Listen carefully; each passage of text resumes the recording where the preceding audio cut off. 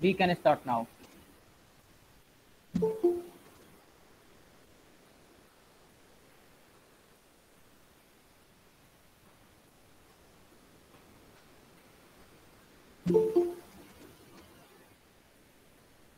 I think most of the students have joined today's the online webinar related to your entrepreneurship.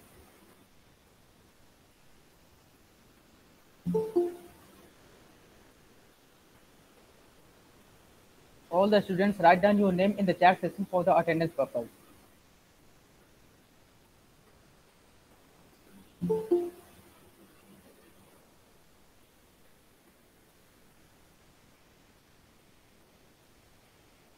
Okay, let's start the class now. In the previous lecture, we have discussed about the liberalization and its impact in Indian economy. पिछले class में हमने पढ़ा था ना कि liberalisation क्या होता है और उसका इंडियन इकोनॉमी पर क्या इम्पैक्ट पड़ा था। उसी का रिफॉर्म है पब्लिक सेक्टर। पब्लिक सेक्टर को कैसे रिड्यूस करके प्राइवेट सेक्टर में कन्वर्ट किया। Yes Ajay,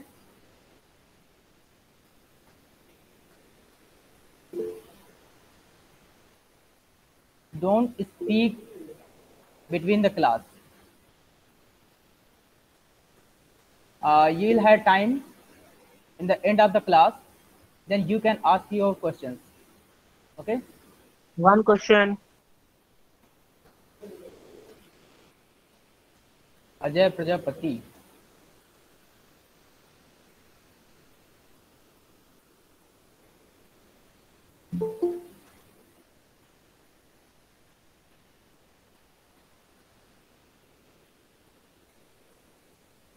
Okay, so let's start the private sector. We have studied that when the industrial policy in 1948 launched, there was 17 industries in the schedule A, 12 in schedule B and rest of the industry were in the schedule C. हमने पढ़ा था कि 17 industry ऐसी हैं जो schedule ए में, 12 industry जो schedule B में और बाकी की जो इंडस्ट्री है वो शेड्यूल सी में डाली गई थी। उसमें क्या था, ये सारा का सारा पहले क्या था, पब्लिक सेक्टर में था। जब 1991 की जो इंडस्ट्रियल पॉलिसी आई थी तो उसमें सबसे ज्यादा फोकस किया प्राइवेटाइजेशन पर, ठीक है ना। तो जो पहले 70 इंडस्ट्रीज ऐसी थी जो पब्लिक सेक्टर के अंतर में आती थी। 1991 की जो इंडस्ट्रियल पॉलिसी थी तो वो 70 से रिड्यूस करके सीधा उसको कर दिया गया था 8। केवल 8 सेक्टर ऐसे थे जो पब्लिक सेक्टर के अंदर थे और फिर बाद में उनको और भी कम कर दिया गया। फिर बची केवल 4 इंडस्ट्री ऐसी थी जो कि केवल पब्लिक सेक्टर में थी, बाकी की सारी इंडस्ट्री को प्राइवेट सेक्टर में कर दिया गया था। अब वो इंडस्ट्रीज कौन कौन सी थी जो पब्लिक सेक्टर में थी, कौन कौन सी थी, देखिए। This was also later trimmed only railway, जो रेलवे इंडस्ट्री है वो केवल आपकी पब्लिक सेक्टर में थी। Arms and ammunition and allied items of defence equipment, जो आपके हथियार बनते हैं, डिफेंस से गोला बारूद, इस तरह की जितनी भी चीजें होती है डिफेंस, आपके देश की सुरक्षा से रिलेटेड जितने भी इक्विपमेंट्स बनते थे वो आपके गवर्नमेंट के अंडर में थे। इसके अलावा आपके जो एटॉमिक एनर्जी, जो परमाणु ऊर्जा से रिलेटेड था, वो आपका पब्लिक सेक्टर मतलब कि गवर्नमेंट के अंडर में था। और था mineral specified in the schedule to the atomic energy, मतलब कि जो आपके खनिज पदार्थ ये उससे रिलेटेड हो, जैसे कोल माइन वगैरह हो गया, आयरन के वगैरह हो गया, इनकी जो मिनरल्स या जो माइनिंग वगैरह होती थी वो आपका पब्लिक सेक्टर के अंडर में था। लेकिन याद रखिए ये 1991 की पॉलिसी थी। अब जो है, जो करंट में है, याद रखिए करंट में अगर पूछे तो आपका मोस्टली हर जगह आपका प्राइवेटाइजेशन आ गया है। अब हर जगह एफडीआई है, तो ये सारी चीजें भी अब खत्म हो गई हैं। इसमें से जो मैंने 4 चीजें गिनाई हैं आपको, एटॉमिक, डिफेंस, रेलवे और माइनिंग, जो 1991 तक केवल इनमें ही आपका पब्लिक सेक्टर का, ये गवर्नमेंट का इन्वॉल्व था। ये अभी आपके 2-3 साल पहले से ही जो आपके यहाँ 1920 यहाँ से ये मोस्टली का लगभग सारा का सारा प्राइवेट सेक्टर में कर दिया गया है। अब आपका डिफेंस में भी प्राइवेट कंपनीज अपना इन्वेस्टमेंट कर सकती हैं। एटॉमिक एनर्जी में भी प्राइवेट सेक्टर इन्वॉल्व हो सकता है। इसके अलावा मिनरल्स में और रेलवे भी आपका प्राइवेट कंपनी है, आप इसको हैंडल कर रहे हैं। तो आप देखें जो IRCTC वगैरह है, ये क्या है आपका उसी की ओर एक कदम है कि रेलवे को भी आप इन्होंने हमारी गवर्नमेंट ने प्राइवेट कर दिया है। तो ये हमारे पास जो पब्लिक सेक्टर था उसको रिड्यूस कर दिया गया। जो 1991 की पॉलिसी थी उसमें क्या था कि हमें अपने जो पब्लिक सेक्टर हैं उनको रिड्यूस करके प्राइवेट सेक्टर में किया है। तो पहले जो कुछ इंडस्ट्री ऐसी बची थी 4-5 जो कि पब्लिक सेक्टर के अंतर में आती थी, अब 2020 के आते आते ये सारी की सारी जो पब्लिक सेक्टर की कंपनीज हैं वो प्राइवेट सेक्टर में चली गई हैं। अब देखिए अब तो मोस्टली एजुकेशन सेक्टर को भी हम लोग प्राइवेट सेक्टर में कर दिए हैं। ठीक, अब ये कौन कौन से सेक्टर हैं और इनकी ग्रोथ क्या है। देखिए जब पब्लिक सेक्टर में थी तब क्या ग्रोथ थी, और जब ये प्राइवेट सेक्टर में आ गई तब कितनी ग्रोथ हो रही है, और इसका जीडीपी पर क्या इम्पैक्ट पड़ा है। हम इसके जो लास्ट डेटा हैं कहाँ के, जो हमारे 1991 की इंडस्ट्रियल पॉलिसी थी उसका डेटा हम थोड़ा बाद के वर्षों में देखेंगे कि जो पहले 1991 मतलब कि 1990 तक की इंडस्ट्रियल पॉलिसी की और उसके बाद जो 1991 की इंडस्ट्रियल पॉलिसी है उसमें हम ग्रोथ रेट देखेंगे कि उसमें कितना ग्रोथ हो रहा है। ठीक, तो देखिए हम कुछ ग्राफ और वो इमेजेस शो कर रहे हैं जिसमें से आपको ये सारी शो होगी। Industry accounts for 28% of the GDP and employ 14% of the total workforce. जो इंडस्ट्री और जो डिफरेंट तरह के सर्विस थे उसमें हमारा 28% जो जीडीपी है उसका 28% हमारा इंडस्ट्री से वो आ रहा था। जो हमारे पास इनकम चल रही थी तो उसका जीडीपी का लगभग 28% आपका इंडस्ट्री से था and employed 14% of the total workforce, और जो 14% था वो आपका टोटल वर्कफोर्स था। The Indian industrial sector underwent significant changes as a result of the economic reforms of 1991। 1991 के बाद जो आपके इंडस्ट्रियल इतनी तेजी से वो चेंजेस हुए हैं वो कुछ ज्यादा ही तेजी से हुए हैं, विच रिमूव्ड जिसमें बहुत चीजें हटा दी थी। जैसे आपका मोस्टली पब्लिक सेक्टर को खत्म कर दिया था, पब्लिक सेक्टर की बहुत सी चीजों को रिमूव कर दिया था, which remove import restrictions, brought in foreign competition, led to privatisation of certain public sector industry. जिसने इम्पोर्ट, हमें क्या था बाहर से सामान मंगाने के लिए या टेक्नोलॉजी को इम्पोर्ट करने के लिए जो पहले रेस्ट्रिक्शन थी वो हमारी हटा दी गई। हमें जो फॉरेन कंपटीशन था हम उसको भी इंक्रीज कर दिए। कैसे, हमने एफडीआई लागू कर दी, याद रखिए पहले एफडीआई थी कुछ सेक्टर में कुछ परसेंटेज तक सीमित थी, पहले एफडीआई कुछ सेक्टर में कुछ परसेंटेज तक सीमित थी। 1991 के बाद ये और कम हो गई और इस समय जो 21 चल रहा है इसमें से हर जगह mostly every field of organisation industry has FDI. हर जगह आपका एफडीआई का 100% 90 to 100% आपका इन्वेस्टमेंट आप कर सकते हैं। बाहर की कोई भी कंपनी आकर के हमारे यहाँ इन्वेस्ट कर सकती है। इसके अलावा इसमें हमने प्राइवेटाइजेशन पर ज़्यादा जोर दिया, मतलब कि मोस्टली चीज़ों को हमने प्राइवेट या निजी हाथों में हमने सौंप दिया है। देखा जाए तो इस समय जैसे हमारा जो कॉलेज चल रहा है वो भी अब निजी कॉलेज बनने जा रहा है। कैसे, अब जब ये प्राइवेट कॉलेज अगर बन जाएगा तो फिर आप क्या करेंगे, आपको फिर फीस ज़्यादा पे करनी पड़ेगी, आपको फिर जो आने जाने की कंडीशन जैसे आप फ्री हैं फिर वो नहीं रहेगी, बहुत सी ऐसी कंडीशंस लग जाएंगी। जैसे प्राइवेट कॉलेज क्या होते हैं, पैसा लेते हैं फिर वो ज़्यादा। तो ये एजुकेशन सेक्टर भी हमारा प्राइवेट सेक्टर में जा रहा है, रेलवे वगैरह तो काफ़ी कुछ प्राइवेटाइजेशन सेक्टर में जा ही रहा है, ठीक है ना। तो इस वजह से हमारी ये ग्रोथ हो रही है। क्यों, क्योंकि फिर हमने कैपिटलिज्म इकोनॉमी को भी एक्सेप्ट किया है। हमने कैपिटलिज्म इकोनॉमी है उसको हमने एक्सेप्ट कर लिया था। पहले हमारी क्या थी, सोशलिस्टिक, पहले हमारी जो पॉलिसी थी सोशलिस्टिक थी, फिर बाद में सोशलिस्टिक के साथ साथ हमने कैपिटलिज्म भी एक्सेप्ट किया जिसकी वजह से हमारी इकोनॉमी हो गई मिक्स्ड इकोनॉमी। तो India is 13th in the service output. अब देखा जाए तो इंडिया सर्विस प्रोड्यूस करने के मामले में 13वें नंबर पर है वर्ल्ड में, लेकिन अब तो और कम हो गया होगा।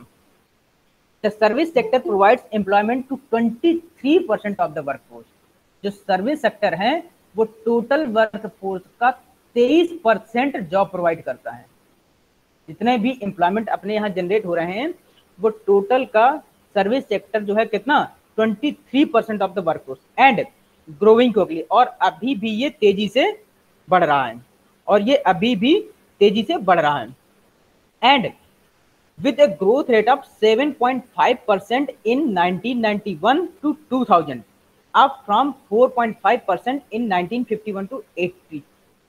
1951 से लेकर के 80 तक के दशक के बीच में जो हमारे एम्प्लॉयमेंट की ग्रोथ थी वो थी 4.5%। 1951 से लेकर के 80 तक थी हमारी ग्रोथ 4.5%, और जो हमारे पास 1991 से लेकर के 2000 तक ये हो गई थी 5.5%। अब इस बात का अंदाजा लगाइए कि आपके 30 साल में ग्रोथ हुई थी 4.5% और केवल 10 साल में उसकी ग्रोथ हुई थी 7.5%। तो आप इसका अंदाजा लगा सकते हैं कि जो हमने ये एलपीजी का कॉन्सेप्ट अपनाया था तो उससे कितना ग्रोथ हुआ। ठीक, even sectors like insurance which were earlier reserved for public sectors were only open for private sectors when foreign investments are allowed up to 26%। अब ये चीज एक चीज और देख लीजिए, इसमें भी करेक्शन है। जब हमने 1991 में इंश्योरेंस सेक्टर को, जो इंश्योरेंस सेक्टर है उसमें हमने एफडीआई किया था 26%, हमने एफडीआई किया था 26%, लेकिन अब इस समय इंश्योरेंस सेक्टर में 100% एफडीआई है। इस समय इंश्योरेंस सेक्टर में भी 100% एफडीआई है। इंश्योरेंस में कोई भी कंपनी आकर के इन्वेस्ट कर सकती है। तो आपने देखा कि बाहर की वैसी बहुत सी कंपनीज हैं जो यहाँ पर इंश्योरेंस सेक्टर में आ गई हैं। ठीक, प्राइवेटाइजेशन का मतलब हमने पहले जो पब्लिक सेक्टर में, अब देखिए पहले क्या एलआईसी वगैरह केवल चलती थी, एलआईसी, जीआईसी, एनआईसी, इस तरह की इंश्योरेंस कंपनी चलती थी। अब देखिए बजाज आ गई, रिलायंस आ गई, एचडीएफसी आ गई, इस तरह से भारतीय एयरटेल, एक्सा, ये सारी कंपनियां आ गई। तो ये सब क्या है, प्राइवेट सेक्टर की कंपनियां हैं, जिसमें केवल पहले 26% था, अब 100% हो गया है। ठीक, तो ये हमारा किसका है, प्राइवेटाइजेशन का एक नतीजा है। Under the 1997 WTO financial services agreement, India is committed to permit 12 foreign banks branches annually.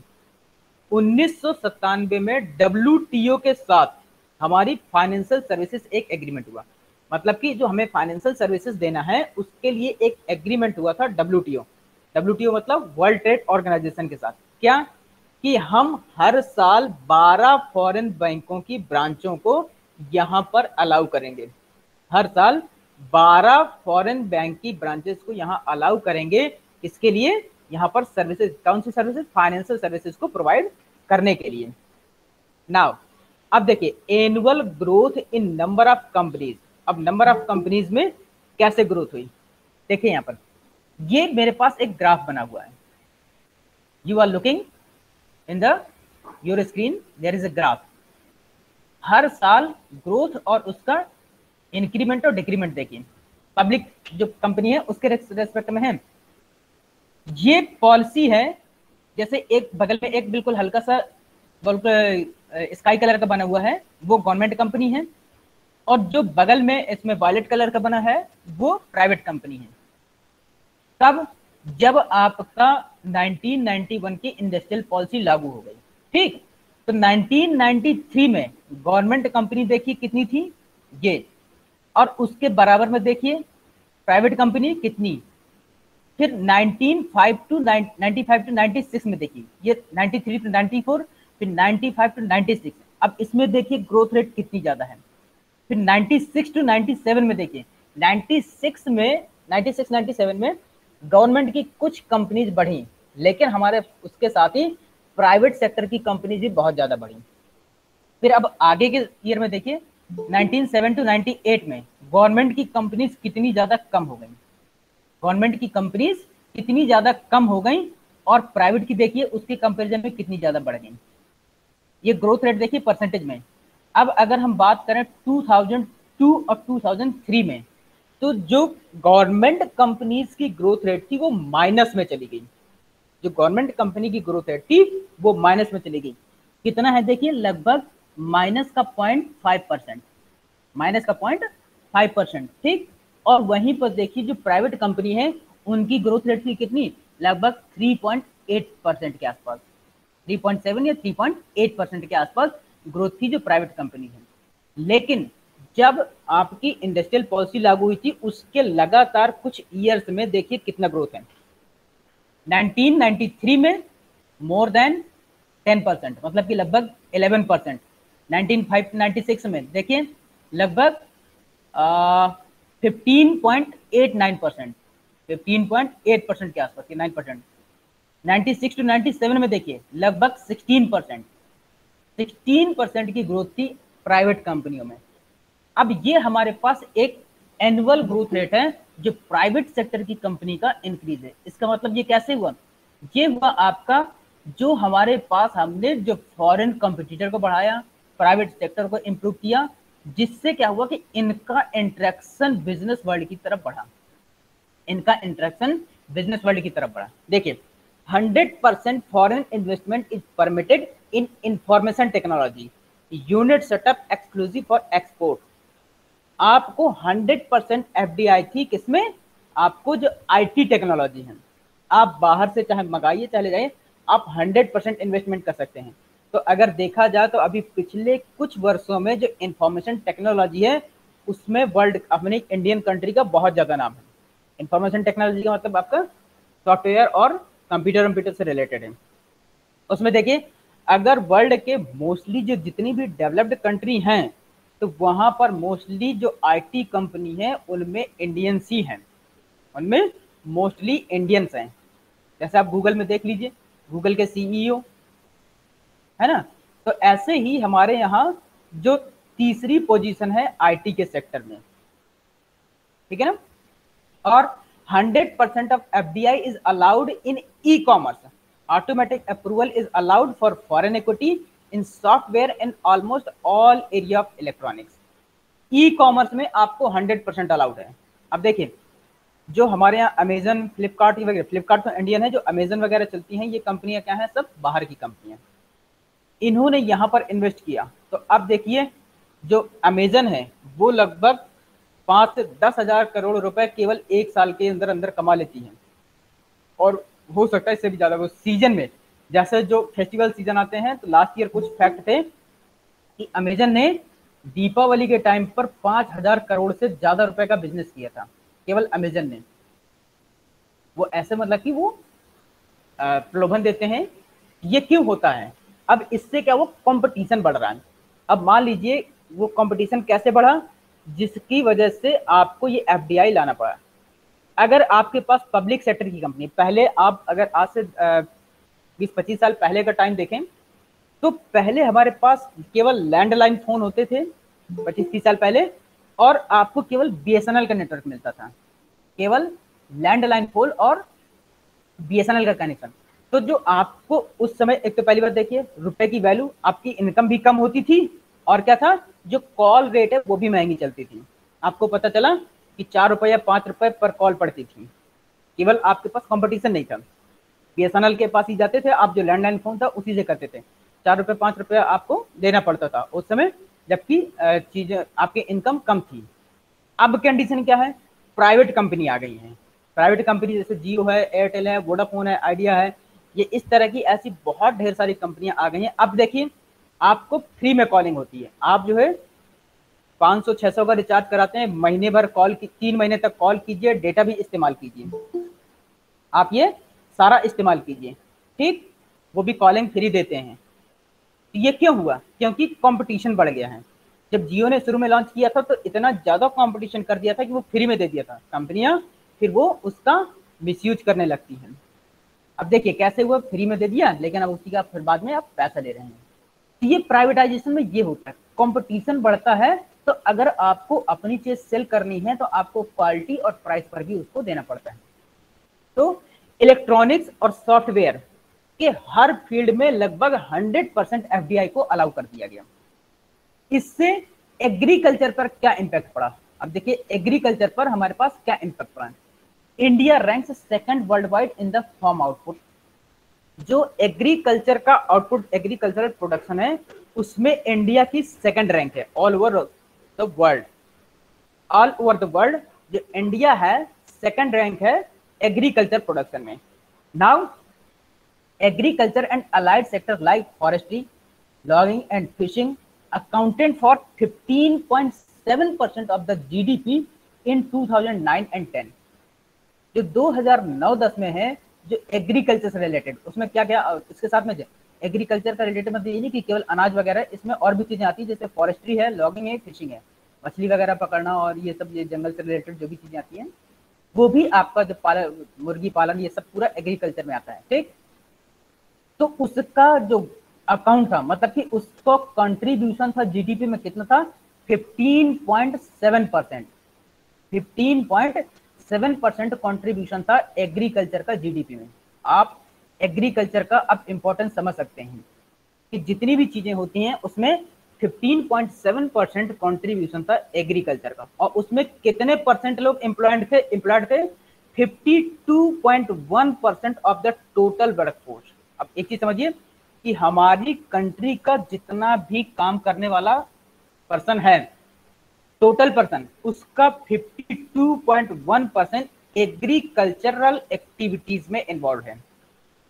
52 मतलब कि 50% से ज्यादा कैंडिडेट हमारे लोग यहाँ एग्रीकल्चर करते हैं। लेकिन फिर भी देखिए कुछ ना कुछ क्राइसिस हमारे यहाँ बनी रहती है।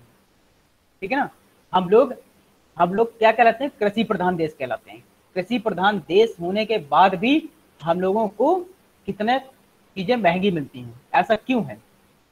अब ये भी एक प्राइवेटाइजेशन भी इसका एक कारण है। ठीक, क्यों? क्योंकि गवर्नमेंट ने कंट्रोल इनको दे दिया है। दैट्स वाई इसका एग्जाम्पल आप अभी देख रहे हैं कि क्या हो रहा है यहाँ पर, जो फार्मर्स स्ट्राइक कर रहे हैं, जो प्रोटेस्ट कर रहे हैं फार्मर, वो क्या है? जो गवर्नमेंट ने कुछ ऐसे बिल पास किए हैं जिससे फार्मर्स को लगता है कि ये उनके लिए हार्मफुल हो सकते हैं। ठीक है ना, अब देखिए कि 52% लोग एग्रीकल्चर कर रहे हैं, गवर्नमेंट ने ऐसे बिल बनाए हैं, और अब उनका क्या होगा ये तो ऊपर वाला ही जाने। ठीक, now yields per unit area of all crops have grown since 1950 due to the special emphasis placed on the agriculture in the 5-year plans and steady improvements in irrigation technology, application of modern agriculture practice, and provision of agriculture credit and subsidies since the green revolution in India। अब जो हमारे पास जो crop yield है, मतलब कि जो हमारे पास फसल होती है 1950 में जितनी हो रही थी उससे बहुत ज्यादा हो गई। क्यों? क्योंकि हमने अब एग्रीकल्चर में बहुत सी चीजों को इन्वॉल्व कर दिया है। जैसे हमारे पास जो 5-year प्लान थे उनमें हमने एग्रीकल्चरल सेक्टर पर फोकस किया, उससे हमारे पास उसमें क्या क्या इंप्रूवमेंट करने की कोशिश, हमने सिंचाई के साधन अच्छे कर दिए, टेक्नोलॉजी का इम्प्रूव किया, जो मॉडर्न खेती करने के तरीके हैं उनको हमने अपनाया। ठीक, और इस जो एग्रीकल्चर चीजें हैं उसमें हमने क्रेडिट और सब्सिडी मतलब कि लोन और सब्सिडी देने का डिसाइड किया। जो हमारे पास 5-year प्लान बनते हैं हमने उसमें ही किया। ये कब हुआ? जब हरित क्रांति आई। हरित क्रांति में हमने ये सारी चीजें अपने फार्मर्स एग्रीकल्चरल सेक्टर के लिए ओपन कर दिया, जिससे हमारे पास एग्रीकल्चर सेक्टर में जो हमारी यील्ड थी, मतलब कि जो क्रॉप यील्ड थी, वो हमारे पास इंप्रूव हो गई। Now India is the largest producer in the world of milk, jute and pulses, and also has the world's second largest cattle population with 175 million animals in 2008। इसका मतलब कि इंडिया हमारा दूध में, जूट में और दालों के उत्पादन में सबसे पहले नंबर पर आता है। मतलब कि वर्ल्ड का जो सबसे लार्जेस्ट प्रोड्यूसर है किन किन की चीजों का? मिल्क का, जूट का और दालों का। और दूसरे नंबर पर किसका है? जो कैटल्स हैं। कैटल्स मतलब आपके जो जानवर हैं, जो हमारे यहाँ जानवर हैं, वर्ल्ड में सेकंड लार्जेस्ट जानवर हैं। कितने? 175 मिलियन एनिमल्स इन 2000। अगर 2008 में देखा जाए तो 175 मिलियन एनिमल थे हमारे पास। 175 मिलियन का कितना? मतलब कि 1750 लाख, ये इतना हो गया। ठीक है ना। Now it is the second largest producer of rice. ये हमारे पास क्या है? जो हमारे पास ग्रीन रेवोल्यूशन, जो हरित क्रांति हुई थी, ये उसी का नतीजा है। क्या? जो चावल की खेती होती है उसमें हमारा सेकंड पोजीशन है। हम सेकंड लार्जेस्ट प्रोड्यूसर हैं किसके, चावल के, और किसके साथ है, गेहूं का। गेहूं का भी उत्पादन हम सेकंड नंबर पर करते हैं। इसके साथ ही शुगर केन, गन्ने का उत्पादन भी हमारे पास सेकंड पोजीशन पर है। इसके अलावा कॉटन एंड ग्राउंड नट्स, मूंगफली, जो रुई, कपास और मूंगफली के फील्ड में भी हम लोग सेकंड पोजीशन पर हैं। इसके अलावा देखिए फ्रूट और वेजिटेबल्स, उस पर भी हम सेकंड पोजीशन पर हैं। जो हम फल और सब्जियां उत्पादन करते हैं उसमें भी हमारा वर्ल्ड में सेकंड पोजीशन पर है। Accounting for 10.9 and 8.6% of the world fruit and vegetable production respectively. हम जो वर्ल्ड में जितना भी फ्रूट प्रोडक्शन होता है उसका 10.9% हम इंडिया में प्रोड्यूस करते हैं। वर्ल्ड के टोटल फ्रूट प्रोडक्शन का 10.9% इंडिया प्रोड्यूस करता है, ठीक। और वर्ल्ड के टोटल वेजिटेबल प्रोडक्शन का 8.6 इंडिया प्रोड्यूस करता है। जो टोटल फ्रूट वर्ल्ड में प्रोड्यूस होते हैं उसका लगभग 11% फ्रूट और लगभग 9.9% सब्जियां भारत प्रोड्यूस करता है, ठीक। अब आते हैं banking and finance sector. Prime minister Indira Gandhi nationalise 14 banks in 1969। 1969 में जो उस समय की प्राइम मिनिस्टर थी मिसेस इंदिरा गांधी, उन्होंने 14 बैंक्स को नेशनलाइज किया। 14 बैंक ऐसे थे जिनको नेशनलाइज किया, लेकिन याद रखिएगा अब जो है इनकी काउंटिंग कम हो गई है। अब जो है इनकी काउंटिंग कम हो गई, मेरे ख्याल से 8 या 9 बैंक बचे हैं, 8 या 9 बैंक बचे हैं, क्योंकि बैंक जो है मर्ज हो गई हैं, ठीक ना। तो बैंकों के मर्ज होने से उनकी काउंटिंग कम हो गई है। लेट्स चेक कितने नेशनल बैंक हैं अभी।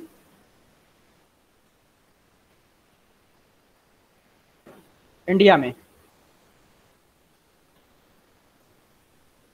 National banks in India, let's check कितने हैं, क्योंकि जब 1969 में उन्होंने 14 किया था और उसके बाद में 6 और किए थे, ठीक।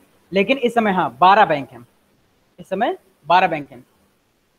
तो 1969 में 14 बैंक्स नेशनलाइज किए गए थे, फॉलोड बाय 6 अदर्स इन 1980। बाद में 1980 में 6 बैंक और नेशनलाइज किए थे, and made it mandatory for bank to provide 40% of their net credit to priority sectors like agriculture, SSI, retail trade and small business. और इसके साथ ही क्या कहा गया था, देखिए रूल्स क्या बनते हैं और होता क्या है। जब इन बैंकों को नेशनलाइज किया गया था तो ये कहा गया था कि आपके पास जो नेट क्रेडिट है उसका 40% आप कहां पर लगाएंगे, एग्रीकल्चर में, स्मॉल स्केल इंडस्ट्री में, रिटेल ट्रेड में और स्मॉल बिजनेसेस में। मतलब कि जितना भी आपका लोन होगा वो क्या होगा, उसका 40% एग्रीकल्चर फील्ड के लिए, एसएसआई जो छोटे उद्योग हैं उनके लिए, रिटेल ट्रेड के लिए, स्मॉल बिजनेस के लिए। क्या ऐसा होता है, देखिए अब इसका एक ये देख लीजिए कि जो विजय माल्या, नीरव मोदी और जैसे ऐसे लोग हैं वो हजारों करोड़ रुपए लेकर के भाग जाते हैं। तो बैंक क्या करते हैं, देना चाहिए कहाँ, agriculture, small scale, retail, small business में, लेकिन देते हैं वो लोग बड़े इंडस्ट्रीज को, तो बाद में जो स्कैम करके भाग जाते हैं, ठीक। To ensure that the banks fulfil their social and development goal, since then the number of bank branches has increase from, अब देखिए 8,260 in 1969 to 72,170 in 2007। जो 1969 में कितनी थी, 8,260, 8,260। 2007 में कितनी हो गई, 72,170, 72,170। अब हम थोड़ा इसका और अभी का डेटा देखते हैं, टोटल ब्रांचेस ऑफ बैंक्स, तो कितना इंप्रूवमेंट हुआ। And the population covered by branch decrease from 63,800 to 15,000 during the same period. इसमें क्या हुआ कि जो पॉपुलेशन कवर थी वो डिक्रीज हो गई, कहां से, 63,000 टू 800 से 15,000 उसी सेम पीरियड में जो बैंकों की ब्रांचेस थी वो बढ़ गई, लेकिन जो पॉपुलेशन कवर था वो घट गया, जो पॉपुलेशन कवर था वो घट गया। ठीक, अब देखिए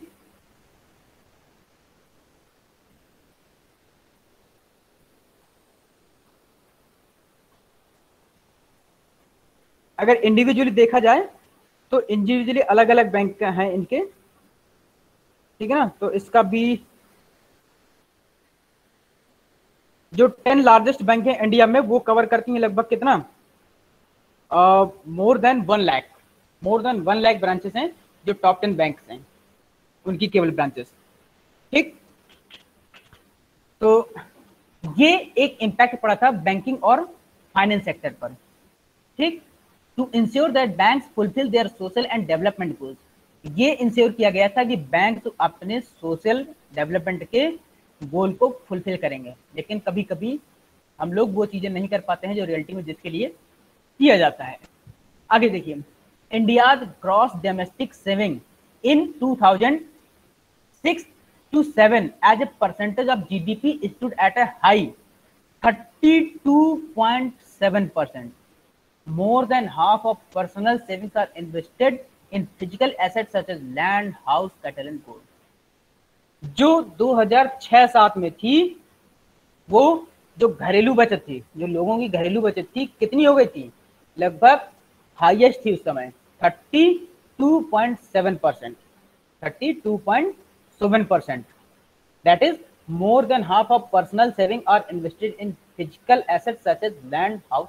मतलब कि जो उस समय आपने इन्वेस्ट किया था, जो एसेट्स होती थी किसमें, जैसे घर बनाने में, जमीन में, आपका जानवरों में या गोल्ड पर। ये वो पीरियड था 2006-7 का, वो पीरियड था जब आदमियों ने सबसे ज्यादा इन्वेस्ट किया था। 2006-7 का एक ऐसा पीरियड था जिसमें आदमियों ने सबसे ज्यादा इन्वेस्ट किया था। ठीक है ना।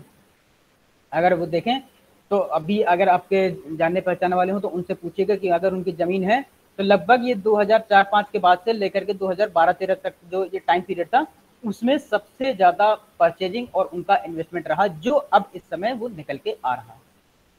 The public sector banks hold over 75% of total asset of the banking industry. जो पब्लिक सेक्टर के बैंक हैं वो जो बैंकिंग इंडस्ट्री है उसके टोटल एसेट का 75% केवल पब्लिक सेक्टर के बैंक होल्ड करते हैं, और जो प्राइवेट एंड फॉरेन बैंक कितना होल्ड करते हैं, 18.2% प्राइवेट बैंक और 6.5% फॉरेन बैंक। जो टोटल कितना है, टोटल एसेट है बैंकों में जो, तो पब्लिक सेक्टर कितना होल्ड करते हैं, 75%। प्राइवेट सेक्टर के बैंक कितना होल्ड करते हैं, 18.2%, और बाकी के जो है 6.5% आपके फॉरेन बैंक होल्ड करते हैं। क्योंकि since the liberalisation the government has approved significant banking reform, क्योंकि लिबरलाइजेशन हो चुका था तो बैंकिंग में बहुत से ज्यादा चेंजेस हुए, बैंकिंग में बहुत से ज्यादा चेंजेस हुए इस लिबरलाइजेशन की वजह से। अब उसी का एक नतीजा है कि बैंकों को भी प्राइवेट सेक्टर में डाल दिया गया है, बैंकिंग सेक्टर को भी प्राइवेट सेक्टर में डाल दिया गया है। ठीक, तो आप देख रहे हैं कि इस समय वो मिनिस्ट्री में चल रहा है कि किस बैंक को प्राइवेट किया जाए। अभी मर्जिंग चल रही है, मर्जिंग चलने के बाद फिर कुछ दिन बाद इसको ये कर दिया जाएगा कि हमें इन बैंकों को प्राइवेट सेक्टर में देना है। ठीक, नेक्स्ट है MRTP एक्ट 1969। ये एक ऐसा एक्ट था जिसने जो बड़े बड़े इंडस्ट्रीज थी उनकी मोनोपोली को खत्म कर दिया। ये कुछ ऐसा एक्ट था जिसने बड़े बड़े इंडस्ट्रीज की मोनोपोली को खत्म कर दिया। MRTP act 1969, the new industrial policy 1991 proposed to amend suitably the monopolies and restrictive trade policy act 1969। 1991 में MRTP एक्ट 1969 में काफी ज्यादा चेंजेस हुए, काफी ज्यादा चेंजेस हुए। जो MRTP एक्ट था उसको 4 भागों में बांटा जा सकता था, जो MRTP एक्ट था उसको 4 भागों में बांटा जा सकता था। कौन कौन से, मोनोपोलिस्टिक प्रैक्टिस, एकाधिकार वाला, मतलब कि किसी एक का अधिकार ना हो पाए। रिस्ट्रिक्टिव ट्रेड पॉलिसी प्रैक्टिस, उसमें कुछ कंडीशंस लगाई जाए।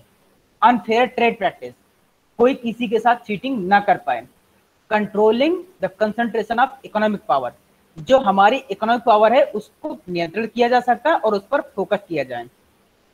ठीक, तो जो MRTP एक्ट था उसका प्रिंसिपल ऑब्जेक्टिव क्या क्या थे, let us see. Prevention of concentration of economic power and control of monopolies. ऐसा ना हो कि जो आर्थिक शक्ति है वो केवल कुछ ही लोगों के हाथ में रह जाए, उसको रोकना। मोनोपोली का मतलब होता है केवल कुछ ही लोगों के हाथ में आर्थिक पावर होना। अब इस समय जैसे देखिए चाइना में क्या है, चाइना में क्या है, इस समय सारी पावर वहां के कैपिटलिज्म इकोनॉमी में है, सारी पावर वहां की कैपिटलिज्म इकोनॉमी है, ठीक है ना। तो ऐसा ना हो कि सारी पावर अगर आप इंडस्ट्री के हाथ में दे देंगे तो क्या होगा, फिर वो अपने हिसाब से चीजों को डील करेंगे, वो अपने हिसाब से फिर वो इम्पोज करेंगे रूल्स और रेगुलेशंस। जैसे अभी जो फार्मर वाला प्रोटेस्ट हो रहा है तो उसमें क्या है कि फार्मर्स का कहना है कि अगर आप जो है इंडस्ट्री को हमारा सब कुछ दे देंगे, इंडस्ट्री के हाथ में दे देंगे सब कुछ, तो फिर अभी तो मान लीजिए ठीक है आपको बेनिफिट लग रहा है, लेकिन बाद में क्या होगा कि वो उन चीजों के लिए फिर हम पर प्रेशर डालेंगे, वो बाद में उन चीजों का प्रेशर डालेगा। क्यों, क्योंकि इकोनॉमिक पावर फिर उनके हाथ में होगी। ठीक, and the next one objective is प्रोहिबिटेशन of monopolistic, restrictive and unfair trade practice. मतलब कि एकाधिकार को रोकना। मोनोपोली का मतलब कि अगर उनको कोई एकाधिकार, जैसे अब मोनोपोली में क्या होता है कि उसके पास बायर ढेर सारे होते हैं, ढेर सारे बायर हैं और एक ही देने वाला है, तो फिर अपने हिसाब का देगा। मान लीजिए कि आपके मोहल्ले में कोई ऐसा पर्सन है, एक ही दुकान है, ठीक है ना, और आप वहां पर चावल या आटा लेने जाते हैं और उसके अलावा अगर आप लेने जाना पड़ेगा तो 10 किलोमीटर 20 किलोमीटर दूर जाना है, तो अगर वो 20 किलोमीटर दूर मार्केट में 20 रुपए किलो मिल रहा है तो वो यहाँ पर कितना 25 रुपए किलो देगा। क्यों, क्योंकि उसकी वहां पर मोनोपोली है, ठीक है ना। तो इस चीज को रोकना।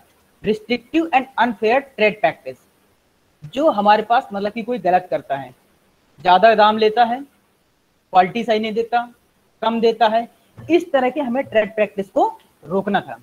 तो उसके लिए ये MRTP एक्ट बनाया गया। This restricted the growth of Indian industry and units like Tisco, Telco, Hindalco, and Ranbaxy, which through having the capacity to become global players, remained confined to India producing substandard goods. जो ये restricted trade policy लगी थी तो इसका जानते हैं क्या फायदा हुआ? इसकी वजह से बहुत सी ऐसी कंपनियां थी जिन्होंने बेहतर कंपनी के प्रोडक्ट बनाए और वो जो वर्ल्ड लेवल के स्टैंडर्ड के थे वो गुड्स प्रोड्यूस किए। जैसे कुछ कंपनियां हैं टिस्को, टेल्को, हिंडाल्को, रेनबैक्सी, ये ऐसी वर्ल्ड लेवल की कंपनियां हैं जो प्रोडक्ट को प्रोड्यूस करती हैं वर्ल्ड स्टैंडर्ड लेवल पर। ठीक, इन 1991 the MRTP Act was restructured and pre-entry restriction removed with respect to new undertaking, expansion, amalgamation, merger, takeover, registration, etc. जो 1991 का MRTP एक्ट था उसमें जो प्री एंट्री रिस्ट्रिक्शन है, मतलब कि अगर आपको किसी मार्केट में या कोई नई चीज लॉन्च करनी है तो उसके लिए पहले कुछ रूल्स थे, तो उनको हटा दिया गया। जैसे अगर इस समय आप चाहें कोई भी कंपनी की एक्विजिशन करना चाहें, मर्जर करना चाहें तो आप कर सकते हैं।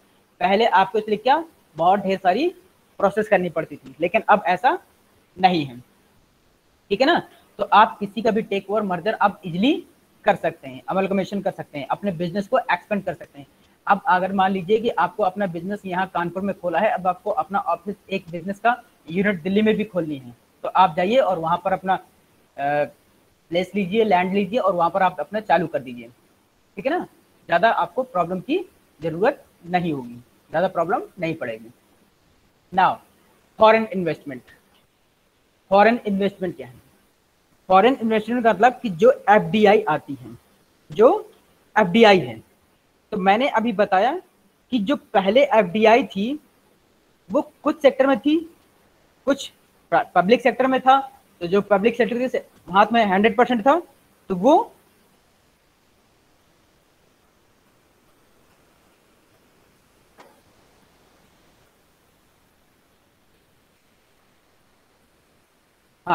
वो पब्लिक सेक्टर पूरा गवर्नमेंट के कंट्रोल में था। लेकिन 1991 की पॉलिसीज के बाद क्या हुआ, उसमें चेंजेस हुए। तो चेंजेस होने के बाद जैसे इंश्योरेंस सेक्टर पहले कितना था 26%, लेकिन अब कितना हो गया, बाद में हुआ फिर 49%, फिर बाद में 100% हो गया। अब ऐसे ही हमारे पास और जो सेक्टर है एफडीआई, जहां पर हमारा जैसा डिफेंस में था, पूरा किसमें था, पब्लिक सेक्टर में, अब वो पूरा किस में आ गया, प्राइवेट सेक्टर में। तो हमने हर जगह एफडीआई को इन्वॉल्व कर दिया है।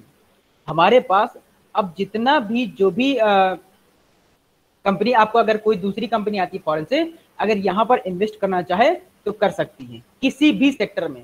पहले ऐसा नहीं था। जब आपने देखा कि जो 1956 की इंडस्ट्रियल पॉलिसी थी, तो उसमें क्या था, हमने कुछ शेड्यूल बना रखे थे, शेड्यूल ए, शेड्यूल बी, शेड्यूल सी, जिसमें हमने इंडस्ट्रीज को डिवाइड कर रखा था। इसमें जो हमारे पास 17 इंडस्ट्री थी शेड्यूल ए में, जो 12 इंडस्ट्री थी शेड्यूल बी में, और बाकी की थी शेड्यूल सी में, हमने ये डिवाइड कर रखा था।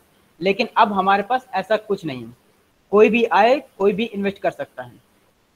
ठीक, तो the 1956 industrial policy accepted the role of foreign equity. Since independence we have always looked at foreign equity as some sort of economic slavery।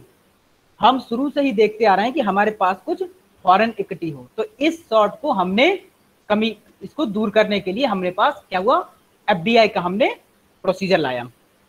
ठीक, but in last 50 years the enormous underutilization of resources, unemployment, poor infrastructure and pervasive poverty compelled the government to open the doors for foreign equity। जो हम शुरू में नहीं कर पाए, लेकिन जैसे पिछले 50-60 सालों में क्या हुआ कि हम देख रहे हैं कि उस तरह की ग्रोथ नहीं हुई जैसी होनी चाहिए, क्योंकि हमारे पास मोस्टली चीजें पब्लिक सेक्टर में थी। तो हमने देखा कि उससे क्या बढ़ा, हमारे पास जो रिसोर्सेज हैं उनका यूटिलाइजेशन नहीं हो रहा, मतलब कि उनका फुल ऑप्टिमम यूटिलाइजेशन नहीं हो रहा। हमारे पास अनएम्प्लॉयमेंट बढ़ रहा है, गवर्नमेंट कितने लोगों को जॉब दे सकती है, सबको तो जॉब दे नहीं सकती। पुअर इंफ्रास्ट्रक्चर, हमारे यहाँ जो इंफ्रास्ट्रक्चर है उतना ज्यादा डेवलप नहीं कर पाया। एंड परवेसिव पॉवर्टी, गरीबी बढ़ रही थी। तो इन सभी कारणों की वजह से गवर्नमेंट को एफडीआई के लिए डोर ओपन करने पड़े। ये सभी ऐसे कारण थे जिससे हमें एफडीआई के लिए डोर ओपन करने पड़े, क्योंकि एफडीआई आएंगी, कंपनीज यहाँ पर आएंगी, वो क्या होंगी, यहाँ के लोगों को हायर करेंगी। जब हायर करेंगी तो एम्प्लॉयमेंट जनरेट होगा, एम्प्लॉयमेंट जनरेट होगा तो पॉवर्टी रिडक्शन होगा। यहाँ पर आएंगी तो वो उनके जो लोग यहाँ आएंगे वो इंफ्रास्ट्रक्चर को स्ट्रॉन्ग करेंगे, ठीक है ना, और उनके जो हमारे यहाँ रिसोर्सेज जो अंडर यूटिलाइजेशन थे उनको ऑप्टिमम यूटिलाइजेशन होगा। तो हम इस वजह से हमने एफडीआई के लिए डोर ओपन कर दिया। अब देखिए जो हमारे पास ग्रोथ रेट है 1991 के बाद से वो कैसा हुआ। Today India welcomes foreign equity in almost every sector. अब भी आज की डेट में देखें तो इंडिया लगभग हर फील्ड में एफडीआई को वेलकम करती है। ठीक, उसमें क्या अलाउड है, लेट्स चेक कि किस सेक्टर में हमारे पास कितना एफडीआई अलाउड है। लेट अस सी। मैं अभी आपको कुछ करंट का डेटा और फैक्ट बता रहा हूं जिसमें हमारे पास एफडीआई को किस सेक्टर में कितना दिया हुआ है। ठीक, एफडीआई इन डिफरेंट सेक्टर्स।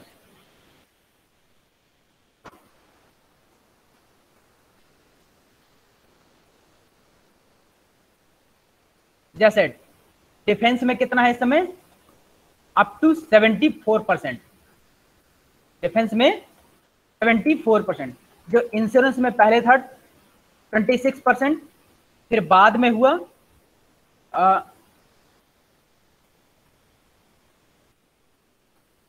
49%, और फिर बाद में हो गया पूरा 100%। अब इस समय इंश्योरेंस में कितना है, पूरा 100%। ठीक, मैं कुछ सेक्टर हैं उनमें एफडीआई की लिमिट बता रहा हूं। ये हमारे पास करंट का इंफॉर्मेशन डेटा है, जो पहले था और अब जो पीपीटी में है वो थोड़ा पुराना है, लेकिन जो हमारे पास इस समय हम सब बताएंगे वो हमारे पास करंट का होगा।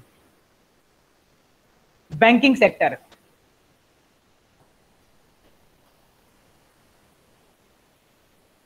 FDI limits in various sector.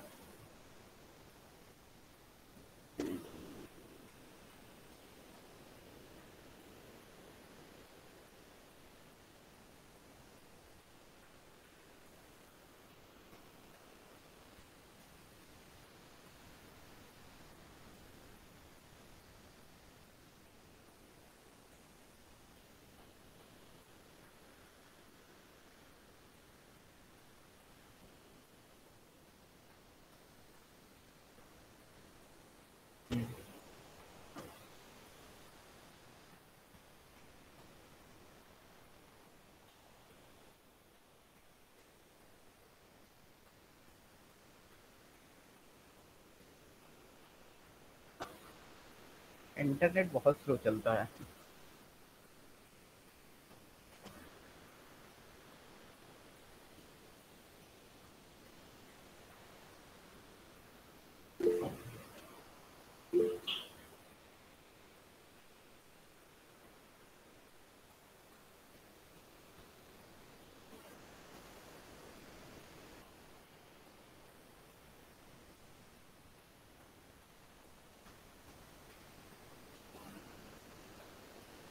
हाँ,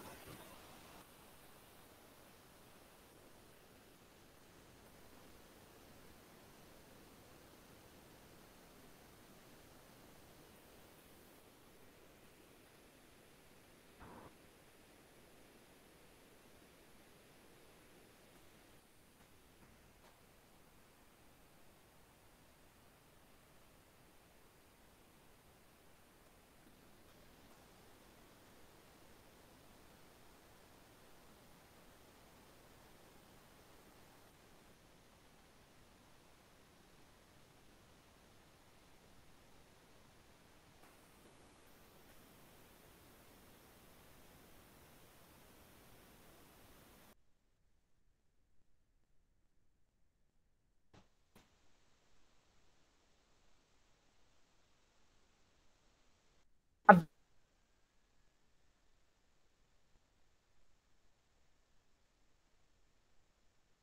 देखिए,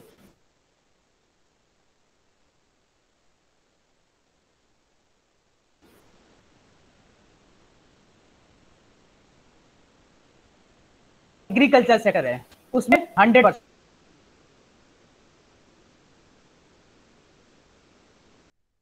ब्रॉडकास्टिंग, उसमें क्या क्या आता है? ब्रॉडकास्टिंग आपका केबल नेटवर्क, नेटवर्क टू और cable operator, telephone, DTH, cable network और mobile TV, head end in sky broadcasting, इसमें 100% है। जो ब्रॉडकास्टिंग एक दूसरी होती है, उसमें केबल नेटवर्क और नेटवर्क टू और digitalisation and addressing and local cable operator, इसमें भी 100% है। लेकिन जो ब्रॉडकास्टिंग का कंटेंट सर्विस है, याद रखिए, मतलब कि जो टीवी या रेडियो पर दिखाएंगे वो आप हर वो चीज दिखा सकते हैं जो आप चाहें, उसमें आपका 49% अप्रूवल है, 49% ही अप्रूवल है, बाकी 51% आपकी गवर्नमेंट। इसीलिए लोग कहते हैं कि मीडिया जो है गवर्नमेंट के हाथ में है, इसमें हर चीज वो नहीं दिखा सकते ये ना, टीवी टेलीविजन रेडियो पर हर वो चीज नहीं दिखा सकते जो आप चाहेंगे। इसमें एफडीआई केवल 49% ही है। फिर इसके बाद आते हैं up linking of non news and current affairs TV channels, down linking of TV channels, इसमें 100% है। प्रिंट मीडिया, प्रिंट मीडिया में केवल 26% अलाउड है, प्रिंट मीडिया में 26% अलाउड है। प्रिंट मीडिया में वो भी कुछ चीजें अलग हैं और कुछ चीजें अलग, जैसे प्रिंट मीडिया में जो आपको publishing of newspaper and periodicals dealing with news and current affairs, plus publication of Indian editions of foreign magazine dealing with news and current affairs, इसमें 26% है। इसके अलावा जो है जैसे publishing of scientific and technical magazines, speciality journals, periodicals subject to compliance, ये इनमें सब में 100% है। फिर इसके बाद आगे आइए सिविल एविएशन और एयर ट्रांसपोर्ट में, सिविल एविएशन ट्रांसपोर्ट में इसमें कुछ अलग अलग है, जैसे कुछ में 49% है और कुछ में 100% है, कुछ में 49% और कुछ में 100%। तो जो सिविल एविएशन है उसमें 100%, उसके अंदर भी कुछ चीजें आती हैं, उसमें कंस्ट्रक्शन डेवलपमेंट में उसमें पूरा 100% है। जो अगर आपको इंडस्ट्रियल पार्क डेवलप करना है उसमें 100% है। ठीक, आपके पास जो सैटेलाइट एस्टेब्लिशमेंट ऑपरेटर जो आपके इससे रिलेटेड है उसमें भी 100% है। जो प्राइवेट सिक्योरिटी एजेंसी है, जो प्राइवेट सिक्योरिटी एजेंसी है उसमें 74% है, उसमें 74% है। ठीक है, इसको याद रखिएगा। टेलीकॉम सर्विस में 100%, cash and carry wholesale trading में 100%, सिंगल ब्रांड रिटेल ट्रेडिंग में कुछ जगह 49% और कुछ जगह 100%, ड्यूटी फ्री शॉप में उसमें 100%। रेलवे पहले पूरा गवर्नमेंट के पब्लिक सेक्टर के अंदर में आता था, लेकिन अब रेलवे पूरा चला गया है किसमें? प्राइवेट में। 100% एफडीआई अलाउड है। जो बैंकिंग सेक्टर है मोस्टली पहले किसमें था? आपका पब्लिक सेक्टर में। अब देखिए बैंकिंग सेक्टर की कुछ चीजें अलग हो गई हैं, जैसे बैंकिंग प्राइवेट सेक्टर में 74%, बैंकिंग पब्लिक सेक्टर 20%। अब इसका मतलब ये है कि अब अगर कोई बैंक होगा तो उसमें 74% तक दूसरा, मतलब कि आप उसमें एफडीआई को अलाउड कर रहे हैं। गवर्नमेंट की होल्डिंग रहेगी केवल 20% की, 20%, है ना। इंश्योरेंस में 49%, इसके साथ ही पेंशन सेक्टर में 49%, पावर एक्सचेंज में 49%। ये ऐसे ही डिफरेंट डिफरेंट बहुत से ऐसे फील्ड हैं जहां पर एफडीआई को अलाउड किया गया है। तो अगर आप देखेंगे तो मोस्टली सेक्टर में एफडीआई को 100% कर दिया गया है। मोस्टली ऐसे सेक्टर हैं जहां पर एफडीआई को 100% कर दिया गया, जैसे even in the mining sector foreign इसने अप टू 50% अलाउड। ये पुराना डेटा है, तो यहाँ पर इसकी जगह हो गया है 100%। ठीक है ना। अब देखिए जो ये एफडीआई का कंट्रीब्यूशन है जीडीपी में, देखिए किस तरह से बढ़ा है। आपने 1991 में एफडीआई के लिए अलाउड किया था, तो ये हमारे पास गवर्नमेंट कंपनी और प्राइवेट कंपनी किस तरह से आई हैं एफडीआई लागू होने के बाद।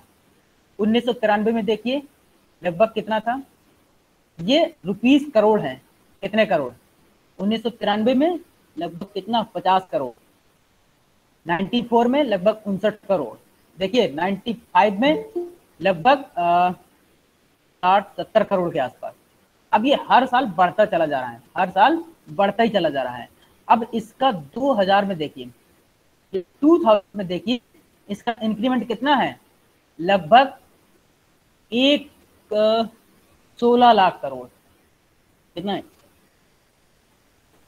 हाँ 16 लाख करोड़, कितना 2002 तक। ये है इसका कंट्रीब्यूशन एफडीआई का। समझ सकते हैं इस चीज को कि एफडीआई के आने से कितना रिवोल्यूशन, इंडस्ट्रियल रिवोल्यूशन हुआ है। ठीक। फॉरेन टेक्नोलॉजी एग्रीमेंट, इसका मतलब क्या है कि हम टेक्नोलॉजी को इंपोर्ट और एक्सपोर्ट कर सकते हैं। तो इसमें देखिए क्या हुआ, foreign technology agreement, the new industrial policy propose to give automatic permission for foreign technology agreements in identified high priority industries. Further, it also proposed to allow other industries to import foreign technology subject to the fulfillment of certain conditions. अब मान लीजिए कि आपको industry चला रहे हैं और आपको लगता है कि आपको बाहर से टेक्नोलॉजी मंगाएंगे तो वो ज्यादा सक्सेस होगी, तो आप उसमें से टेक्नोलॉजी को इंपोर्ट कर सकते हैं। पहले कुछ कंडीशन थी, अब वो सारी कंडीशन अब तो वो भी खत्म हो गई। अगर आपको लगता है कि आप यहाँ पर कोई बहुत अच्छा एक इंफ्रास्ट्रक्चर डिजाइन कर रहे हैं और उसके लिए आपको फॉरेन टेक्नोलॉजी की जरूरत है, तो आप उसको इंपोर्ट कर सकते हैं, मंगा सकते हैं बिना किसी प्रॉब्लम के, बिना किसी रेस्ट्रिक्शंस के। ठीक नाउ, हाँ ये है कि आपको कुछ ड्यूटीज या कुछ चार्जेस आपको पे करने होंगे। The RBI grants automatic approval by the means of the regional offices to Indian industries for foreign technology collaboration. RBI ने उनको कह दिया कि आपका अगर ऐसा कुछ मंगा रहे हैं जो उसके क्षेत्रीय ऑफिस है वहां से आप एक बार बता दीजिए तो आपका ऑटोमेटिक अप्रूवल हो जाएगा। The royalty period should not exceed 7 years from the date of starting of the business और 10 years from the date mention in the agreement.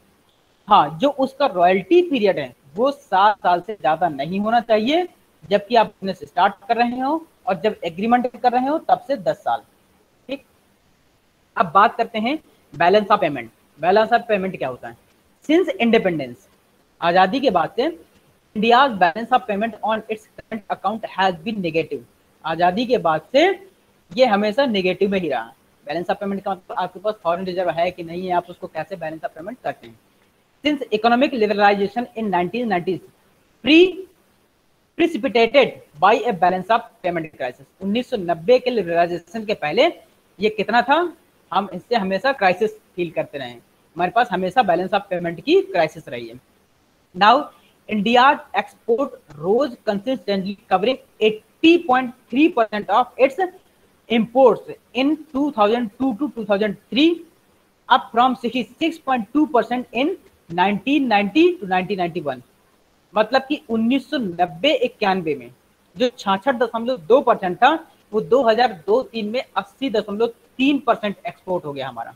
However the global economic slump followed by a general declaration in world trade saw the export as a percentage import drop to 61.4% in 2008-9, जबकि हमारे यहाँ तो बढ़ा, जबकि global level, world level पर ये export घट गया था 2008-9 में, कितना 61.4%। ठीक, अगर हम देखें तो मैंने अभी आपको बताया था कि इस समय जो इंडिया का जो फॉरेन रिजर्व है that is more then $600 billion. जो इस समय इंडिया का फॉरेन रिजर्व है that is more then $600 billion. ठीक है ना। तो India growing oil import bill is seen the main driver. अब जो हम बाहर से तेल मंगाते थे सबसे मेन ड्राइवर वो है behind the large current account deficit which rose to, देखिए 118.7 बिलियन डॉलर और 9.7% ऑफ जीडीपी इन 2009-8 एंड 9। अब हमने जो तेल मंगाया था 2008-9 तक वो कितना था, 118.7 बिलियन डॉलर के तेल का इंपोर्ट किया था, जो हमारा सबसे मेन घाटे का कारण था, क्योंकि तेल हम हमेशा बाहर से मंगाते हैं। तो 118.7 बिलियन डॉलर का तेल, जो कि हमारी जीडीपी का 9.7% था, जो हमारी जीडीपी का 9.7% था। अब यही अगर हमारे पास कैश रिजर्व, फॉरेन रिजर्व होता तो हम उसका इस्तेमाल कर लेते, तो हमारा क्या होता, इतनी डेफिसिटी नहीं होती, इतना डेफिसिट नहीं होता। Between January and October 2010 India imported $82.1 billion worth of crude oil.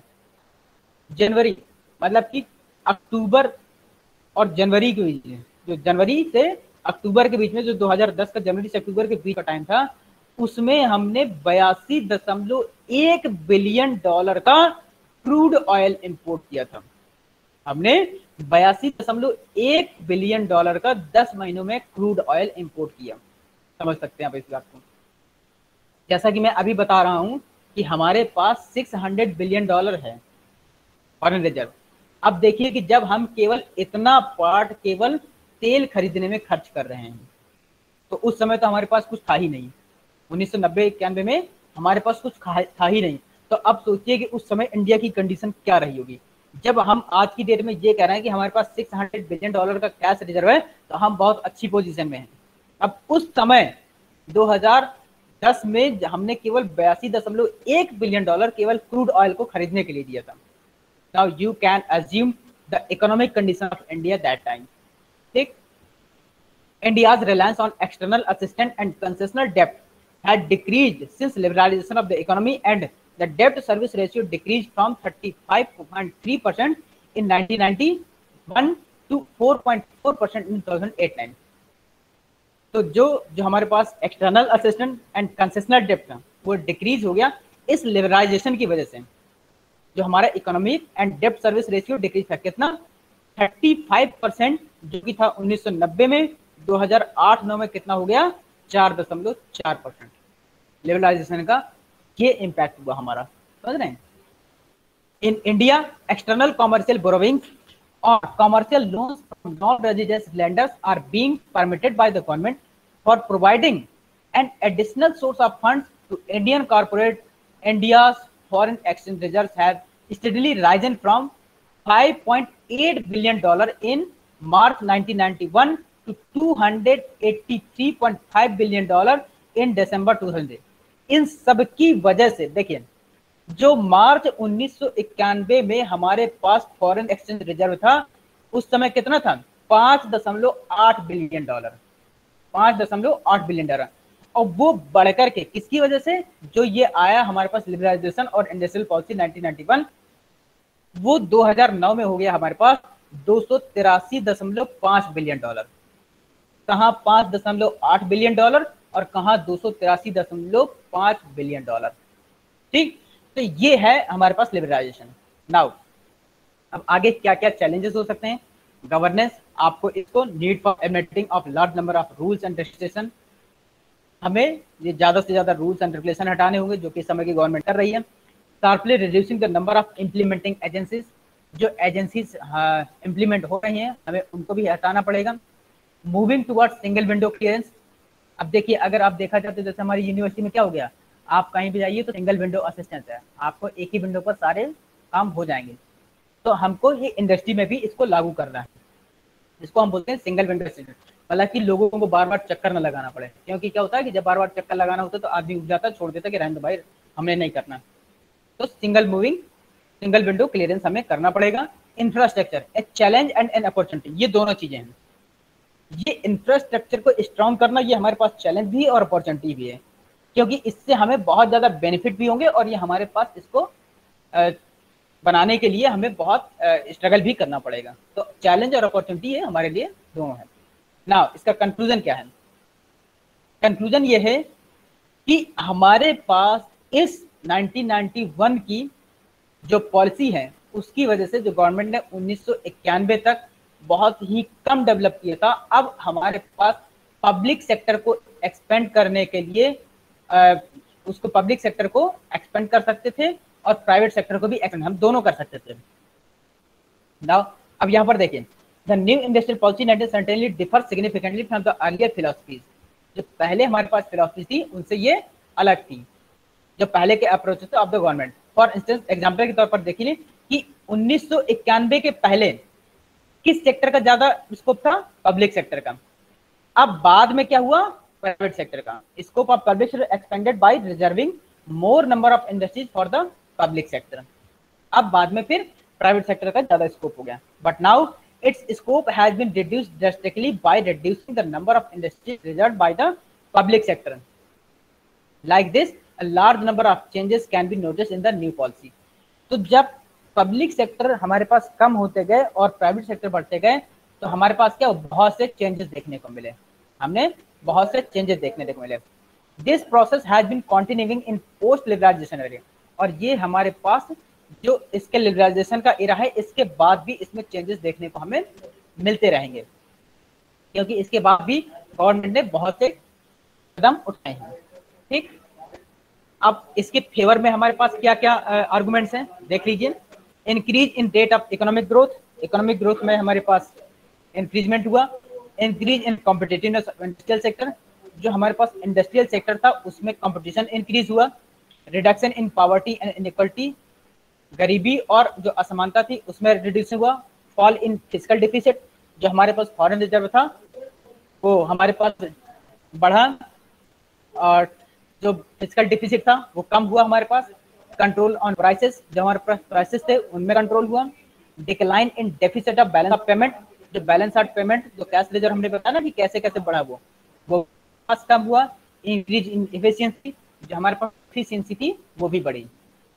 अब इसके अगेंस्ट लेस इम्पोर्टेंट एग्रीकल्चर, क्योंकि जब हम प्राइवेटाइजेशन कर रहे हैं, इंडस्ट्रियलाइजेशन को बढ़ावा दे रहे हैं, तो एग्रीकल्चर सेक्टर हमारा पीछे छूट एग्रीकल्चर सेक्टर पीछे छूट रहा है, जबकि हम यही हमारा सबसे मेन सोर्स था, हमारा सबसे मेन सोर्स यही था, अब पीछे छूट रहा है। Now pressure by IMF and World Bank, liberalisation के चक्कर में जो इंटरनेशनल मॉनेटरी फंड और जो वर्ल्ड बैंक है हम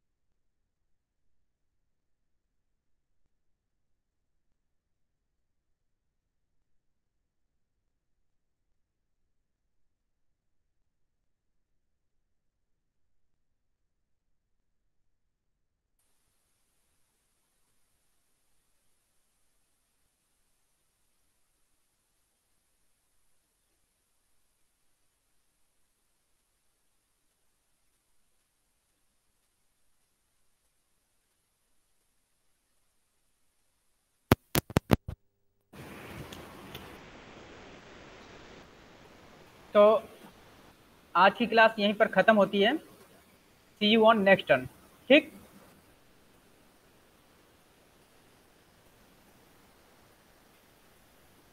अब अगली क्लास में मिलते हैं एक नए टॉपिक के साथ।